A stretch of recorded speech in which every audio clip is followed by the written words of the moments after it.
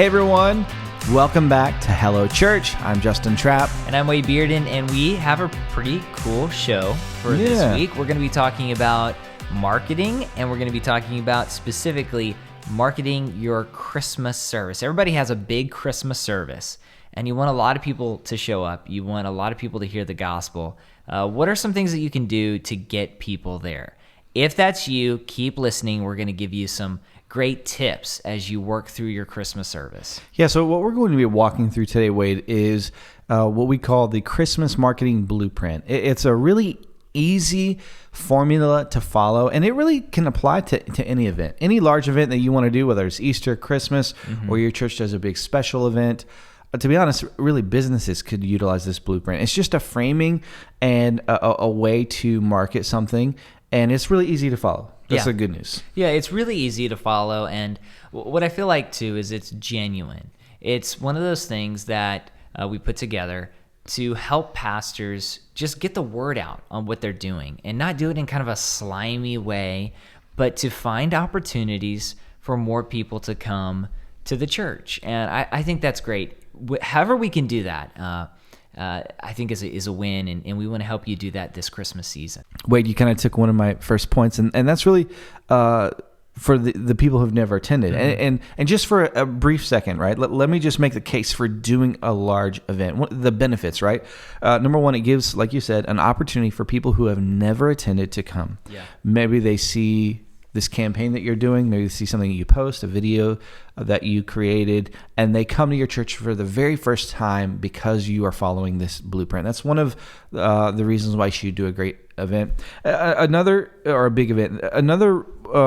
reason why you should do a big event is it gives people who haven't come in a long time. Maybe they've visited the church in the past, maybe they just sort of hit or miss. Anytime you sort of promote a large campaign, it gives those people a reason to go, you know what, I haven't been a long time. Maybe we should get the fam out and go. And then it's great for your core group, right? To grow in their faith, to invite their friends and their family, neighbors. It's a good opportunity for them, right? To sort of step out and be engaging to their neighbors, right? It gives them a reason.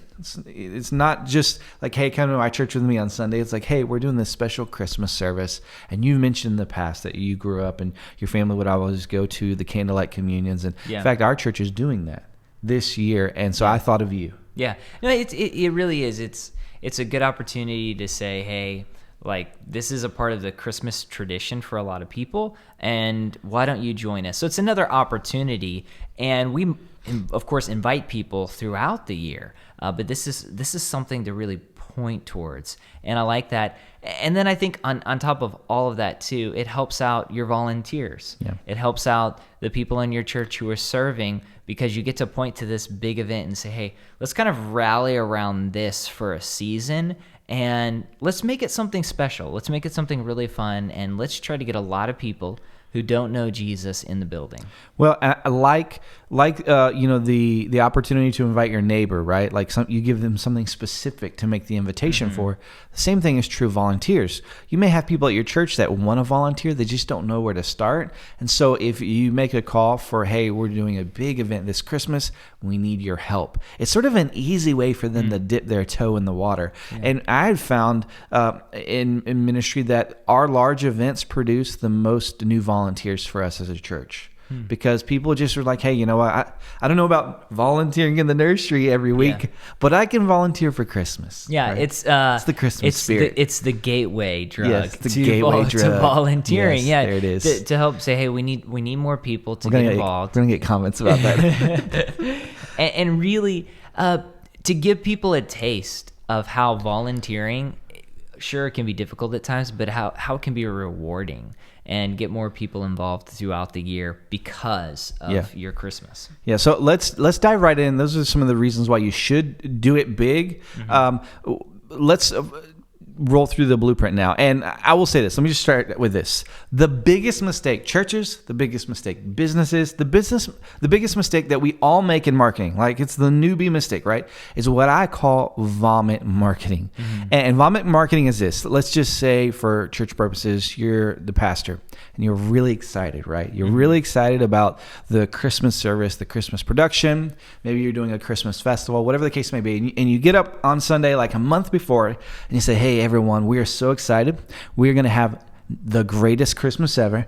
Let me just share with you what's going to happen. We're going to have a kids festival. We're going to have a manger. You can get, manger scene. You can drive by manger. We're going to do pictures with Santa. We're going to give away, candy canes to every child that comes, and some of you senior citizens that like it too. We're gonna have a candlelight communion, and they just go and they just like vomit everything out. And they just list it all out. Well, you've said everything, right? There's no sort of mystery anymore. There's no reason for anyone to go, yeah, I'd like to know more. You've said it. It's all out there, and that is the worst thing that you can do when trying to promote or market something. What you want to do is you want to, every time they interact with your brand, or I say your brand, your Facebook, social media handles, Instagram, Twitter, your church website, a service, an online stream, every time they interact over a period of 5 to 6 weeks, they need to learn something new, right? Because every time they learn something new, that creates a reason for them to lean in to learn more next time. It creates this sort of curiosity. There it is. Yeah. Because it's like, oh, okay, oh, they're having this, and then they want to come back the next week and be like, oh, okay, they're also doing this, and it adds to it. It snowballs. Now, I think that's really great because we can just kind of throw everything out there at once because we are so excited about what's happening. We want everybody to get all the information. When it's like, hey, let's build this up. Let's like make this as exciting as it's going to be, and that's important. And I appreciate too how in the past, Justin, you've talked about how just in general, whether it's television or film, this is happening. This sort of anticipation occurs all the time, even if we don't realize it. You know, what I love about this is, like, let's just take, for example, any of the past, 10 years, any of the major blockbusters that you've probably seen at the movie theaters or watched at home, they've all done this. Let's take Batman Begins. Let's go all the way back, right, to sort of the beginning. To the beginning. Really, you can look up, just YouTube, right? Just look up your favorite blockbuster and do Batman Begins teaser trailer. Watch that trailer. It's a trailer that is dark and moody. He talks about searching for something. He talks about looking for something, and there's not really any action. It's a slow, somber music bed beneath the narration, and there's no plot giveaway. It's just sort of scenery, right, with some narration. And then YouTube, right? Look at Batman Begins or your favorite blockbuster movie the past 10 years, final trailer or commercial spot. And you'll see it's like the Batmobile, explosions, I'm Batman. Like all of the works, right? In 30 seconds. The teaser trailer is 2 minutes, and it's slow, and it's moody, giving nothing away. And the last 30 seconds, which usually they are releasing right before the movie comes out, it is just nothing but nonstop explosions, fighting, the whole bit. Yeah, you really learn the nuts and bolts of the plot. I remember when the trailer for Christopher Nolan's Tenet came out. You had no idea what the movie was even about. It was just like fancy cinematography. It really was. Tenet. And the text coming across the screen. And then later you learn a little bit more about what it's about because it's like, okay, we're ready. We announced it. Now we want to get people to see it. Yeah. Be honest. How many times did you watch the trailer before you realized Tenet was the same way? Yeah. You're a film critic, so you probably anticipated that coming, right? There you go. So that's, imagine, right? Imagine if any of the major blockbusters, let's just take Avengers. Imagine if Avengers, the very first trailer a year out, because these movie publishers, what are they called? Production studios. Yeah, production studios. They are sometimes dropping these teaser trailers a year out. We just got the new Batman with Robert Pattinson. That's like a year out. It's a ways away, and they're already. I think we already actually even got a teaser, and then we just got like a full length trailer. So imagine though if you had all the explosions, the Batmobile, like all of that, right? a year away. And they're giving away the plot, and there's the funny lines of the movie, Yeah. they give the best lines of the movie, the funniest moments. They're not doing that, right? They're wanting to create anticipation. That's the word I'm looking for: anticipation and curiosity. So let's dive right in to the blueprint. So 5 weeks out. Here's a tip. You just want to be general and as vague as possible, and promise to share something more in the future. No dates, no details. If you're a pastor, whether it's on an online stream or in a service, or maybe you're going to record a video on Facebook, remember, the things that we're doing starts a very simple, right? One place. And then as you get closer to your launch date, you're increasing the different places that you're posting videos and quotes and images and saying it in services. And so as we move closer, right, there's more repetition. But right out of the gate, maybe you start with during your online stream or on your service, say, hey, next week at the beginning of my sermon, I'm going to share something with you that our team has been working on for months now, and we cannot wait to unveil it to you. Yeah, and you're going to do that about Thanksgiving, I assume. And as we mentioned too, like, you want to get people in, and we say in, it's not necessarily in service. Some of you might be doing online service. Whatever it is, you want people to tune in, to watch, to be present for this big event. And so having some sort of vague announcement where it's like, hey, this is coming. Or even if you say, hey, Christmas is coming, we're doing something extra special. I'll talk to you a little bit more about it later. And I know in the past, people have even taken like their graphics or their logo and just kind of blurred them out and said, hey, special announcements. We don't even want to reveal that yet, right? Yeah. So that's you've really said nothing, right?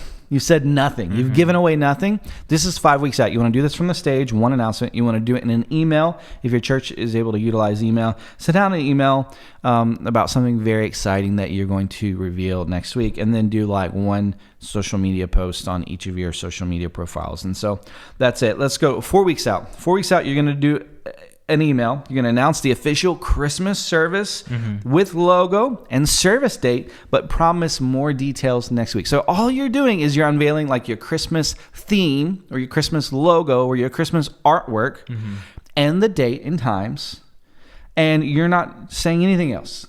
You're just promising more, right? Because last week we promised it. This week we're revealing something. Again, you're trying to train people to anticipate more things coming. And when they anticipate more things coming, they are curious. They want to know more. It builds excitement. And that's how you create great marketing. Yeah, and it's one of those things too where you're like, hey, I know it's a month out, but just kind of put this on your radar, because people are planning during the Christmas season, and they are going out of town. They've got a lot of stuff happening, and this is especially true for people who don't normally attend church. So getting that on their calendar, saying like, we're going to give you more details later, but this is going to be a really great event.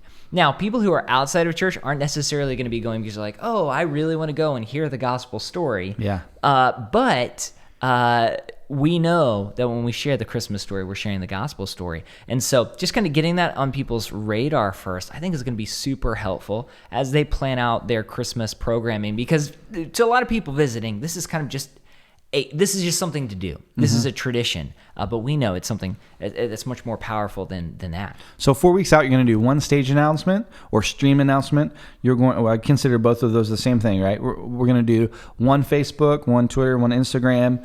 Again, they're all echoing each other, right? And then and one email. 3 weeks out. Let's move to 3 weeks out. 3 weeks out, you're doing sort of two of everything. You're doing two stage announcements, and they don't have to be the same, right? You could be the pastor mentions it briefly at the beginning of his message or briefly at the end of his message. You could also have one of your service MCs mention it, or if you have an announcement time during your stream or service, whatever the case may be, do two, but make them different. And try to have two different people. If the pastor is the only person promoting this, you've done a disservice to the whole thing, right? You want multiple people involved, because it shows like, hey, everyone as an organization is really excited about this. And and it might even be that you're starting a Christmas sermon series that's going to culminate with your big event. So that provides one area. Yeah. So it might be that you have somebody talk about it in the announcements, and then when you get up to preach, say, hey, this is week number 1 or week number 2 of our Christmas sermon series. The final week is going to be really incredible. That's where we're going to do our actual Christmas service with, candlelight communion, whatever it is. But that gives you another way to announce what's going on. Yeah, so 3 weeks out, you're doing 2 stage announcements or stream announcements. You're doing 2 Facebook and Instagram posts, and you're not sending 2 emails. You could probably even cool it on the email, because this week is really about unveiling something new or showing a video, if you have a video that's announcing it, whatever the case may be. But just make it different than the 4th week. You're always wanting, like if you have free pictures with Santa Claus, you could mention that this 3 weeks away, and that will get families really, really excited about it. And then from here, so you're 5 weeks out, 4 weeks out, 3 weeks out. When you get to 2 weeks out, you're moving from information to action. You're wanting to create posts for your people and for your congregation that moves them not just from information, but to action. For instance, you can give your team and your congregation, you could give them images, you can give them links, you can create a landing page, you could do it like a URL, so it could be like Northwood Church /Christmas, and that has all the details, and you can tell your people, hey, send this to your neighbors or your family if they're coming in town. Here's all of the Christmas info. Yeah. You want to be able to equip and empower your congregation to be the sort of guerrilla marketers that they can be, your street team, so to speak. Yeah, well, and you want to be able, I love what you said about the URL. You want to give them an exact address for this, so that when you give it to a guest, instead of opening it and it's like, oh, here are all our announcements, here's this, here's that, it just gives you the information on the service, a map, times, and then of course they could click around if they wanted to. You could even have an opportunity to RSVP or to provide some sort of reminder if you're doing a stream. But all of that is, I think, super important, and really kind of getting it to them as simply as possible. So 2 weeks out, you're going to do 3 social media posts. And you can post the graphics, you can post the videos, you can ask your people to post the videos, whatever the case may be. 3 posts from your profiles. I wouldn't do 3 emails. I would do 2 stage announcements from different people. Again, you're asking your congregation to post and to share. You can give them the URL where they can either get pre-written posts and graphics, or you're just giving them the URL that's just for the general public. And then just a little ninja trick here. If you do have a video that you're showcasing, and 3 weeks out, when you first unveil that video, try to use, again, follow like the Batman Begins model, right? You're using some sort of slower, medium music bed, but as you move through the weeks, upgrade that music to where it gets faster. Yeah. And so maybe you start with a Holy Night, Silent Night, sort of instrumental, right, on the first one, and you're not really giving away a lot, but in the second video, you've got Jingle Bells. That's going to be a lot of fun. And so you're doing 2 stage announcements, and then you're doing an email campaign, and you're asking your church, again, in the email, you're doing the same thing, right? They're all echoing each other, moving them from information to action, information to action. And then 1 week out is just, it's fast and furious. It's the 30-second Super Bowl TV commercial, right? Yeah. The TV trailer. And you're doing 3 stage announcements, maybe at the beginning right away, or in the middle, and then maybe the last thing that the pastor says, or you have an MC like that. That needs to be the last thing on that's said on the platform or on your stream, reminding everyone. You're going to be posting every day on social media, every day on all of your platforms. And again, this doesn't have to be like, hey, come to our service, come to our service, come to our service. But it can be related to Christmas. It could be, hey, what's your favorite Christmas carol? It could be those types of things. And then sort of like a subtle nod, join us. We're going to be singing one of them, at our special event. So it doesn't have to be right on the nose like Rudolph. Man, I'm just fire today. Well, and I would say too, this is the time when you are you're going to be doing your Facebook ads a little more in full force. If you're doing Facebook ads, whatever that is, because people are like ready to go. If you do your Facebook ads like 4 weeks out, people are going to be like, yeah, that sounds great, and they're going to forget about it. So make sure to begin Facebook ads and really kind of run them this week. Yeah, and then you're going to want to send on your email several emails that week. You want to send one the day before, you want to send one 3 days before, and then you want to send one basically like the Monday, like if your service or your big event is going to be on that Sunday or Saturday, do that first thing Monday morning, then midweek, and then the day before. And you think that, you might say, Justin, that sounds like a lot. It sounds like we're really, really, annoying our people. And the truth is open rates. Like the average open rate for an email is really like, I mean, you're talking 15 to 20%. So just because you send an email doesn't mean people see it or open it. And the best way to get, I mean, you're not emailing your church 3 times a week, every week. Yeah. It's really like for your really large events. You want to make sure everyone has an opportunity to see and respond to what you've got going. And I have it's in my notes here, but we'll put it up on the screen. It basically just shows this funnel of where you start, right? And I would say all your little channels, Facebook, Instagram, the platform, whatever. And then as you get closer, that funnel, grows and increases, and the repetition increases. And so that is the Christmas marketing blueprint. You start small. You start simple, you start with intrigue, and then as you move towards the event, you reveal new layers every time. And really, you are training your people that when we do events, you should get excited, because when people learn something new, when they find out something new, they like it. It creates momentum for the event. And so I'm excited for everyone watching this, for your Christmas services this year. It's going to be an amazing time. I love Christmas, and I love Christmas services. Yeah. No, that's great. And if you'd like to download this PDF, we'll provide it for you in the show notes. Next week, we have a really incredible, I think, podcast episode. It also relates to Christmas. We're going to be talking about ending 2020 strong, and we're going to give you Christmas and New Year's ideas. So maybe you're saying to yourself, I'm going to be preaching a Christmas story again this year, right? Every year we do that. What's a unique angle or an application? And we want to give you some ideas for that. So make sure to tune in next week. Spoiler alert on how to end 2020 strong. We're going to take it out back and beat it with a hammer. That's how you end it strong. Once again, thank you for commenting on our YouTube videos. Those are always kind of fun. So make sure to comment on this video with your thoughts. You can also tweet us at MinistryPass on Twitter. Make sure to subscribe, ring the bell so you get notifications whenever we release a new episode. And we'll see you next time. Yeah, see you next time. Hello, church. Hello, church.